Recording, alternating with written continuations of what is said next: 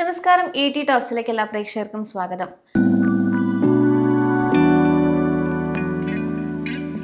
നമ്മളൊരു സ്റ്റോക്കിനെ അനലൈസ് ചെയ്യുമ്പോൾ പല വിധത്തിലുള്ള ഘടകങ്ങൾ നമ്മൾ പഠിക്കേണ്ടതുണ്ട്, മനസ്സിലാക്കേണ്ടതുണ്ട്. ഇതൊരു നെവർ എൻഡിങ് പ്രോസസ്സാണ്, അല്ലെങ്കിൽ നെവർ എൻഡ് ആയിട്ട് തന്നെ പഠിച്ചുകൊണ്ടിരിക്കുന്ന ഒരു കാര്യം തന്നെയാണ്. അപ്പോൾ ഇത്തരം കാര്യങ്ങൾ സംസാരിക്കാൻ നമ്മൾ പല തരത്തിലുള്ള എക്സ്പേർട്ടുകളെ ഇൻക്ലൂഡ് ചെയ്യിക്കാറുണ്ട്. ഇന്നത്തെ സെഷനിൽ നമ്മൾ അത്തരത്തിലൊരു ഗസ്റ്റിനെയാണ് കൊണ്ടുവന്നിരിക്കുന്നത്. അപ്പോൾ നമുക്ക് അനാലിസിസ് നടത്തുന്ന സമയത്ത് ശ്രദ്ധിക്കേണ്ട കാര്യങ്ങൾ, അതുപോലെ തന്നെ നമുക്ക് ഈ ഒരു സ്കാം പോലുള്ള സംഭവങ്ങളൊക്കെ നടക്കുന്ന സമയത്ത് എന്തൊക്കെ കാര്യങ്ങൾ ശ്രദ്ധിക്കണം മുതലായ വിഷയങ്ങളെ പറ്റിയാണ് ഇന്നത്തെ ET ടോക്സ് സംസാരിക്കുന്നത്. ഈ ഒരു വിഷയത്തെപ്പറ്റി സംസാരിക്കാനായിട്ട് നമ്മളോടൊപ്പം ഇന്ന് ജോയിൻ ചെയ്യുന്നത് പ്രദീപ് സാറാണ്. നമുക്ക് അദ്ദേഹത്തെ വെൽക്കം ചെയ്യാം. Welcome sir. Thank you Haripriya. അപ്പോൾ കഴിഞ്ഞ തവണ നമ്മൾ ഒരു സെഷൻ വെച്ചിരുന്നു. അപ്പോൾ നമുക്കതിന് വളരെ പോസിറ്റീവായിട്ടുള്ള റെസ്പോൺസ് ആണ് കിട്ടിയിരുന്നത്, സാറിൻ്റെ ഒരു എക്സ്പീരിയൻസും കാര്യങ്ങളൊക്കെ. അപ്പോൾ നമ്മൾ ക്വസ്റ്റ്യനിലോട്ട് വരികയാണെങ്കിൽ പലപ്പോഴും പല വീഡിയോസിന് താഴെ വരുന്ന ഒരു സംശയം, പല ആളുകളുടെയും സംശയമാണ്, നമ്മുടെ മാർക്കറ്റിൽ സ്കാമുകൾ നടക്കുമ്പോൾ അല്ലെങ്കിൽ എന്തെങ്കിലും തരത്തിലുള്ള തട്ടിപ്പുകളൊക്കെ നടത്തി റിപ്പോർട്ട് ചെയ്തിട്ട് ആ സ്റ്റോക്ക് ക്രാഷ് ആവുമ്പോൾ എപ്പോഴും ആളുകൾക്ക് വരുന്നൊരു സംശയം, ഇതെന്തുകൊണ്ടാണ് വൻകിട ഇൻസ്റ്റിറ്റ്യൂഷൻസിന് അറിയാൻ പറ്റാത്തത്? FIIs ഇത് അറിയാതെയാണോ ഇൻവെസ്റ്റ് ചെയ്യുന്നത്? DIS ഇത് മനസ്സിലാവില്ലേ? കാരണം നമുക്ക് കിട്ടുന്നതിനേക്കാളും എക്സ്ട്രാ ഡാറ്റയും കാര്യങ്ങളും ഒക്കെ അവർക്ക് കിട്ടുന്നുണ്ട്. പക്ഷെ അവർക്ക് അത് എന്തുകൊണ്ടാണ് ഐഡൻറ്റിഫൈ ചെയ്യാൻ പറ്റാത്തതെന്നുള്ളത് പലരും ചോദിക്കുന്നൊരു സംശയമാണ്. സാറിൻ്റെ അഭിപ്രായത്തിൽ എന്തുകൊണ്ടാണ് അവർക്കത് ഐഡൻറ്റിഫൈ ചെയ്യാൻ പറ്റാത്തതെന്നാണ് തോന്നുന്നത്? It's a difficult question to answer. അതിൽ ഒരു റീസൺ നാച്ചുറലി ഈസ് ദാറ്റ് നമ്മൾ ചില ഇമ്പോർട്ടൻറ്റ് ക്ലൂസ് ലഭിക്കുന്ന സമയത്ത് നമ്മളതിന് ഒന്നിൽ നമുക്കത് മനസ്സിലാതെ ഇല്ലെങ്കിൽ കാണാതെ പോകുന്നു, അതല്ലെങ്കിൽ നമുക്ക് ആ ഒരു ഇതിന്ന് പെട്ടെന്ന് അത്രയും വലിയൊരു പ്രോബ്ലം അല്ല എന്ന് ചിലപ്പോൾ നമുക്കൊരു ഫീലിംഗ് കിട്ടും. അപ്പോൾ അതിൻ്റെ പ്രോബ്ലം എന്താണെന്ന് വെച്ച് കഴിഞ്ഞാൽ ആക്ച്വൽ ഫാക്ട്സിനെ ഒന്നും നമ്മൾ വില കൊടുക്കാതെ നമ്മളൊരു ഇൻറ്റ്യൂഷൻ്റെ പേരിൽ നമ്മൾ ചിലപ്പോൾ ഒരു പൊസിഷൻ എടുത്ത് പിടിച്ചിരിക്കും. ഇതിൻ്റെ കഴിഞ്ഞ ഒരു 5, 10 ഇല്ലെങ്കിൽ 20 കൊല്ലത്തെ ഒരു ട്രാക്ക് റെക്കോർഡ് നോക്കുകയാണെങ്കിൽ 3-4 പേര് പെട്ടെന്ന് ഓർമ്മ വരുന്നത് ആദ്യം നാച്ചുറലി സത്യം കമ്പ്യൂട്ടേഴ്സ് ആയിരുന്നു. അതുപോലെ തന്നെ കുറച്ച് വർഷങ്ങൾക്ക് മുൻപ് ദേവൻ ഹൗസിംഗ് ഫിനാൻസ് എന്ന് പറയുന്ന ഒരു കമ്പനി പൊട്ടിപ്പോയിരുന്നു. IL&FS infrastructure leasing and financial services limited പൊട്ടിപ്പോയിരുന്നു. യെസ് ബാങ്ക് പൊട്ടിപ്പോയിരുന്നു. അതിന് അടുത്ത കാലത്ത് നമുക്കറിയാവുന്ന ഒരു വലിയൊരു ഇഷ്യൂ വന്നിരിക്കുന്നത് it is in the case of Rajesh exports. നമ്മൾ DHFL IL&FSൻ്റെ സ്പെസിഫിക് കേസ് എടുക്കുമ്പോഴേക്കും ഈ 2 കമ്പനികളും ഒത്തിരി ബോണ്ടും അതുപോലെ ഡെറ്റ് ഇൻസ്ട്രുമെൻറ്റ്സ് ഒക്കെ ഇഷ്യൂ ചെയ്തിരുന്നു. അപ്പം നമ്മളൊരു ഡെറ്റ് ഇൻസ്ട്രുമെൻറ്റ്സിൽ ഇഷ്യൂ ചെയ്യുന്ന സമയത്ത് നമ്മൾ എപ്പോഴും ചെക്ക് ചെയ്യുന്നത് അതിൻ്റെ ക്രെഡിറ്റ് റേറ്റിംഗ് ആയിരിക്കും. സോ ഇപ്പോൾ വേൾഡ് വൈഡ് നമ്മൾ നോക്കുകയാണെങ്കിൽ 3 വലിയ credit rating company, one is standard and poor, then you have got a Fitch, then you have got Moody's. India നോക്കുകയാണെങ്കിൽ നമുക്ക് ക്രിസിലുണ്ട്, ഇക്രയുണ്ട്, കെയർ ഉണ്ട്, എക്സെട്ര. നൗ ആസ് ഇൻവെസ്റ്റേഴ്സ് നമ്മൾ പലതവണ എന്താ ചെയ്യുന്നതെന്ന് വെച്ച് കഴിഞ്ഞാൽ നമ്മൾ ക്രെഡിറ്റ് റേറ്റിംഗ് ശ്രദ്ധിക്കും. ആൻഡ് ആ ക്രെഡിറ്റ് റേറ്റിംഗിൻ്റെ അടിസ്ഥാനത്തായിരിക്കും പല ഇൻവെസ്റ്റ്മെൻറ്റ് തീരുമാനങ്ങളും എടുക്കുന്നത്. നമ്മളിപ്പോൾ 2008 ഫൈനാൻഷ്യൽ ക്രൈസിസ് അമേരിക്കയിലാണ് നടന്നത്.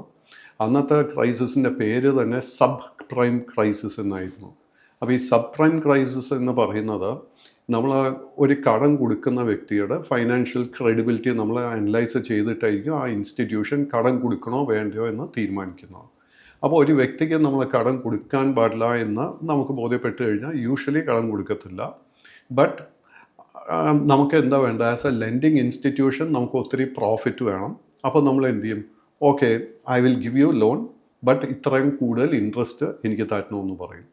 അപ്പോൾ അങ്ങനെ ലെൻഡ് ചെയ്യുമ്പോഴാണ് നമ്മളതിന് സബ് പ്രൈം ലെൻഡിങ് എന്ന് പറയും. പ്രൈം എന്ന് പറയുന്നത് നമ്മൾ ക്രെഡിറ്റ് വർത്തി ആയിരിക്കും. സബ് പ്രൈം എന്ന് പറഞ്ഞു കഴിഞ്ഞാൽ പ്രൈമിനേക്കാൾ ഒരു ലെവൽ താഴെ. സോ നാച്ചുറലി അത് വളരെ ഹൈ റിസ്ക് ആയിരിക്കും. ബട്ട് 2008 എന്താ പറ്റിയെന്ന് വെച്ച് കഴിഞ്ഞാൽ സ്റ്റാൻഡേർഡ് ആൻഡ് പുവർ, ലോകത്തുള്ള ഏറ്റവും വലിയ ക്രെഡിറ്റ് റേറ്റിംഗ് കമ്പനി അടക്കം പല ക്രെഡിറ്റ് റേറ്റിംഗ് കമ്പനീസിൻ്റെയും സീനിയർ എക്സിക്യൂട്ടീവ്സ് എന്ത് ചെയ്തു? they were indulging in corruption. ഒറ്റ വാക്കിൽ പറഞ്ഞാൽ കറപ്ഷൻ ആയിരുന്നു. AAA റേറ്റിംഗ് അല്ലെങ്കിൽ D റേറ്റിംഗ് കൊടുക്കേണ്ട സ്ഥലത്ത് അവർ AAA റേറ്റിംഗ് കൊടുത്തു. നാച്ചുറലി ഇൻവെസ്റ്റേഴ്സ് എന്ത് ചെയ്തു? സ്റ്റാൻഡേർഡ് ആൻഡ് പുവറിൻ്റെ ക്രെഡിറ്റ് റേറ്റിങ്ങിനെ വിശ്വസിച്ചുകൊണ്ട് ആ ബോണ്ട് വാങ്ങിച്ചു. നാച്ചുറലി ഒരു സമയം കഴിഞ്ഞപ്പോഴേക്കും എന്ത് പറ്റി? ആ ലോൺസ് എടുത്തവരൊക്കെ ഡീഫോൾട്ട് ചെയ്തു. ഫൈനാൻഷ്യൽ ക്രൈസിസ് അൺഫോൾഡ് ചെയ്തു. ഈ ലെസണിൽ നിന്ന് നമ്മളൊരു പാഠം പഠിച്ചു എന്ന് വിചാരിച്ചു. ബട്ട് ഒരു 5-8 വർഷങ്ങൾക്ക് ശേഷമായിരുന്നു ഈ ദേവൻ ഹൗസിങ്ങും ILFS ഇന്ത്യയിലാണ് നടക്കുന്നത്. Same situation Indian credit rating കമ്പനീസിൻ്റെ സീനിയർ എക്സിക്യൂട്ടീവ്സും ഇതുപോലെ കറപ്ഷന് ഇൻഡൾജ് ചെയ്തിരുന്നു. ആൻഡ് നല്ല ക്രെഡിറ്റ് റേറ്റിംഗ് കൊടുക്കാൻ പാടില്ലാത്ത situations they gave credit rating. മറ്റൊരു റീസൺ ഇസ് നാച്ചുറലി ചില കമ്പനീസിൻ്റെ കേസസിൽ ചിലപ്പോൾ ഓഡിറ്റേഴ്സ് വഴങ്ങിക്കളയും. അപ്പോൾ മാനേജ്മെൻറ്റ് അവർ പ്രോപ്പറായിട്ട് അവരുടെ ജോലി ചെയ്യത്തില്ല. ഇത് എല്ലാവരും അല്ല.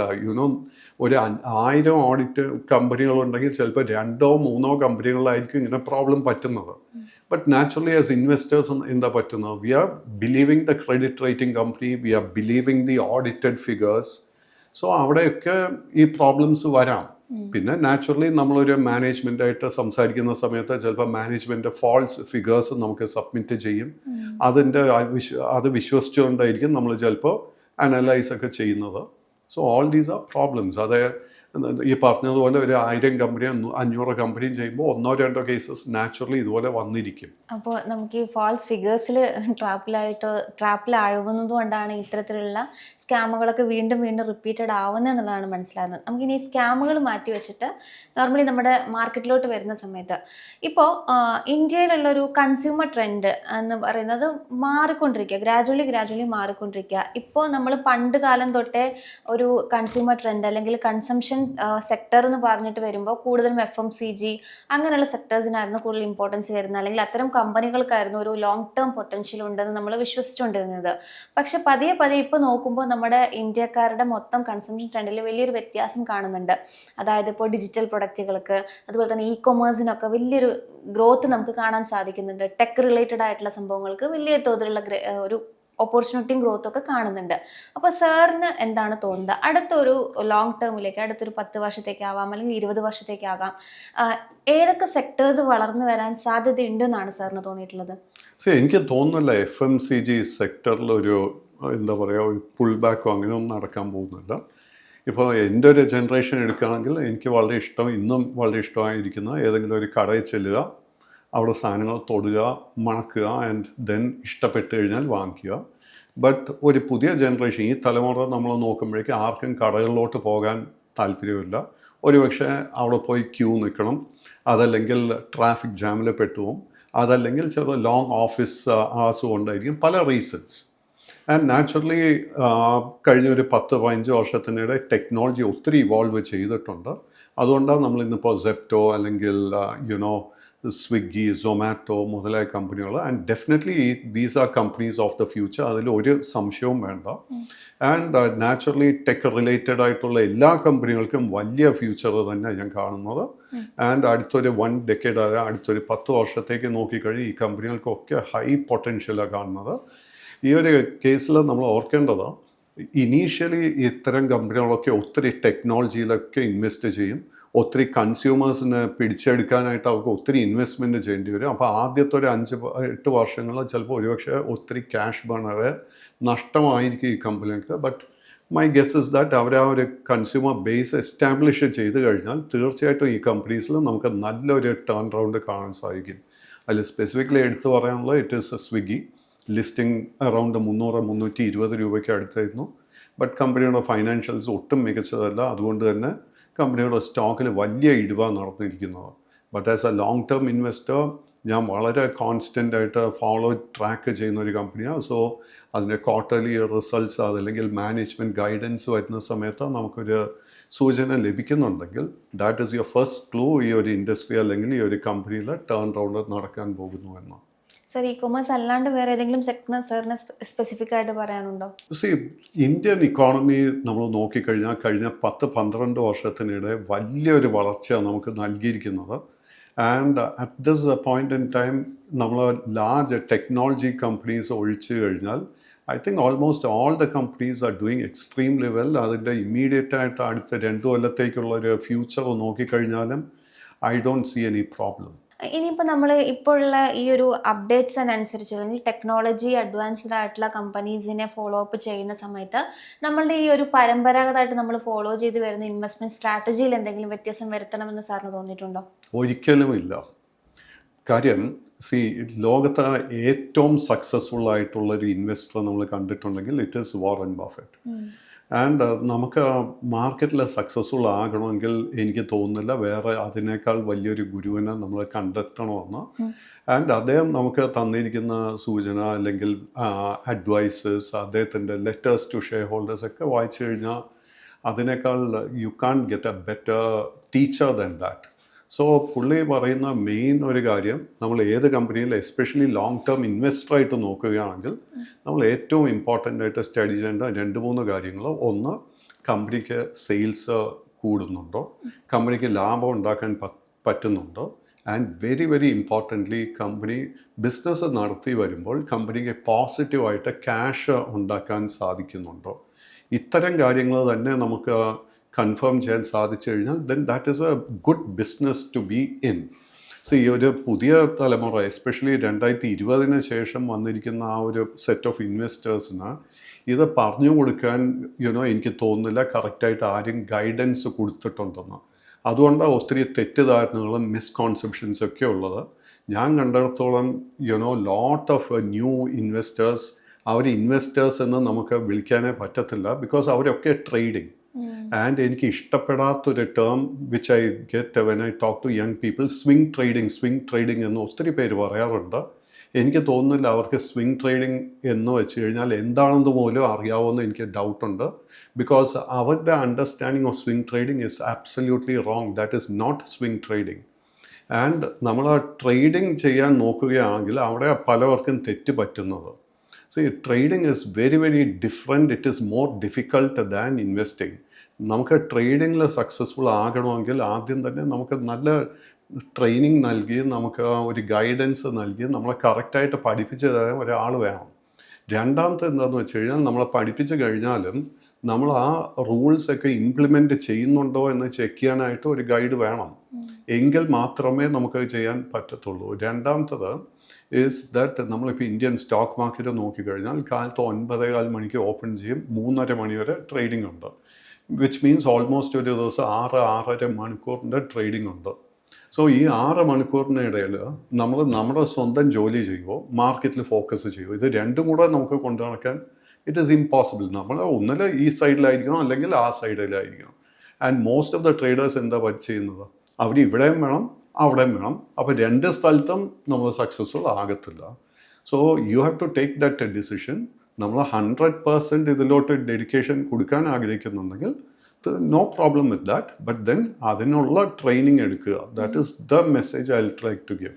സാർ ഇപ്പോൾ 3:30 കാര്യം പറഞ്ഞുകൊണ്ട് ഞാൻ ചോദിക്കുകയാണ്. റീസെൻ്റ്ലി 3:40 വരെ ടൈം എക്സ്റ്റെൻഡ് ചെയ്തൊരു അപ്ഡേഷൻ വന്നിട്ടുണ്ടായിരുന്നു. സോ എൻ്റെ ഒരു സംശയമാണ്, ഈ 3:40 വരെ എക്സ്റ്റെൻഡ് ചെയ്യുന്നത് കൊണ്ട് ഡെറിവേറ്റീവ് ട്രേഡേഴ്സിന് അല്ലെങ്കിൽ ട്രേഡ് ചെയ്യുന്ന ആളുകളെ സംബന്ധിച്ച് എത്രത്തോളം ബെനിഫിറ്റ് ഉണ്ട്? ഒരു ബെനിഫിറ്റും ഇല്ല. ഇൻഫാക്റ്റ് എൻ്റെ അഭിപ്രായത്തിൽ അത് ദോഷമേ ചെയ്യാൻ പോകുന്നുള്ളൂ. എന്ന് വെച്ച് കഴിഞ്ഞാൽ ഒരു 10 മിനിറ്റിൻ്റെ ട്രേഡിങ്ങിൽ ഒരു വ്യത്യാസവും വരാൻ പോകുന്നില്ല. 10 മിനിറ്റ് എന്നല്ല, ഇത് രാത്രി 10 മണി വരെ ട്രേഡിംഗ് എക്സ്റ്റെൻഡ് ചെയ്താലും എൻ്റെ അഭിപ്രായത്തിൽ ഇൻവെസ്റ്റേഴ്സ് ട്രേഡേഴ്സിന് വേണ്ടി ഒരു വിധത്തിലും ഇത് എയ്ഡ് ചെയ്യാൻ പോകുന്നില്ല, ഇത് ഹെൽപ്പും ചെയ്യാൻ പോകുന്നില്ല. ഇതൊക്കെ തെറ്റിദ്ധാരണകളാണ്.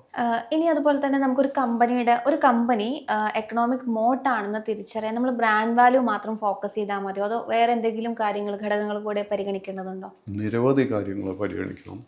സോ മോട്ട് എന്ന് വെച്ച് കഴിഞ്ഞാൽ ആ ഒരു സെക്ടർ, ആ ഒരു ബിസിനസ്സിലോട്ട് മറ്റൊരു ബിസിനസ് അല്ലെങ്കിൽ മറ്റൊരു കമ്പനിക്ക് എത്ര എളുപ്പത്തിന് ആ ഒരു ഇതിലോട്ട് പെനട്രേറ്റ് ചെയ്യാൻ പറ്റും. So naturally so many factors. അതെ, ഒരു ഫാക്ടർ എന്ന് പറയുന്നത് ഇറ്റ് ഈസ് റെഗുലേറ്ററി എന്ന് വെച്ച് കഴിഞ്ഞാൽ ഇപ്പോൾ നമ്മൾ ഇൻഷുറൻസും പോട്ടെ, ഇപ്പോൾ ലെറ്റസ് ബ്രോക്കിംഗ് ഇൻഡസ്ട്രി അല്ലെങ്കിൽ ഒരു സ്റ്റോക്ക് എക്സ്ചേഞ്ച് എടുത്തു നോക്കുക. ഇന്ത്യയിൽ ഇന്ന് 3 വലിയ സ്റ്റോക്ക് എക്സ്ചേഞ്ചസ് അല്ലെങ്കിൽ കമോഡിറ്റി എക്സ്ചേഞ്ചേ ഉള്ളൂ. NSE, BSE, multi commodity exchange. മൂന്നാമത്തെ അല്ലെങ്കിൽ നാലാമത്തെ കമോഡിറ്റി സ്റ്റോക്ക് എക്സ്ചേഞ്ച് രൂപീകരിക്കണമെങ്കിൽ വെരി വെരി ഡിഫിക്കൽട്ട്. അവർക്ക് ആ ഒരു ബിസിനസ് പിടിച്ചെടുക്കാനായിട്ട് വളരെ വളരെ ബുദ്ധിമുട്ടാണ്. അതുപോലെ തന്നെ നമ്മളിപ്പോൾ ഡെപ്പോസിറ്ററി എടുത്തു കഴിഞ്ഞാൽ ഇന്ത്യയിൽ 2 ഡെപ്പോസിറ്ററി ഉള്ളൂ, NSDL, CDSL. ഈ ഒരു മേഖലയിലോട്ട് കോമ്പറ്റീഷൻ വരാൻ it is very very difficult. So അതുപോലെ തന്നെ ഇപ്പോൾ നമ്മൾ റെയിൽവേ ടിക്കറ്റ് ബുക്കിംഗ് നോക്കിക്കഴിഞ്ഞാൽ നമുക്കറിയാം IRCTC, വേറെ ഒരു കോമ്പറ്റീഷനും ഇല്ല.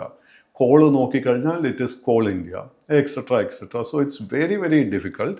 സോ നമുക്ക് അത്തരം കമ്പനികൾ ഐഡൻറ്റിഫൈ ചെയ്യാൻ പറ്റുമെങ്കിൽ യെസ്, ബട്ട് ആ ഒരു ഇപ്പോൾ കോൾ ഇന്ത്യയുടെ ഒക്കെ കേസ് എടുത്തു കഴിഞ്ഞാൽ അതിൻ്റെ പ്രോബ്ലം എന്താണെന്ന് വെച്ച് കഴിഞ്ഞാൽ ഇത്തരം കമ്പനികൾക്ക് എത്ര വളർച്ച നൽകാൻ പറ്റും it's a different question. So moat is important, it's a good thing. But നമ്മൾ at the same time focus ചെയ്യേണ്ടത് ഈ കമ്പനിക്ക് സെയിൽസ് അല്ലെങ്കിൽ റവന്യൂ കൂട്ടാൻ പറ്റുമോ, പ്രോഫിറ്റ് കൂട്ടാൻ പറ്റുമോ, ക്യാഷ് ജനറേറ്റ് ചെയ്യാൻ പറ്റുമോ, ഈ ഫാക്ടേഴ്സ് എല്ലാം കൂടെ. അതായത് ഒരു ഫാക്ടർ മാത്രമല്ല, പല factors simultaneously you have to consider.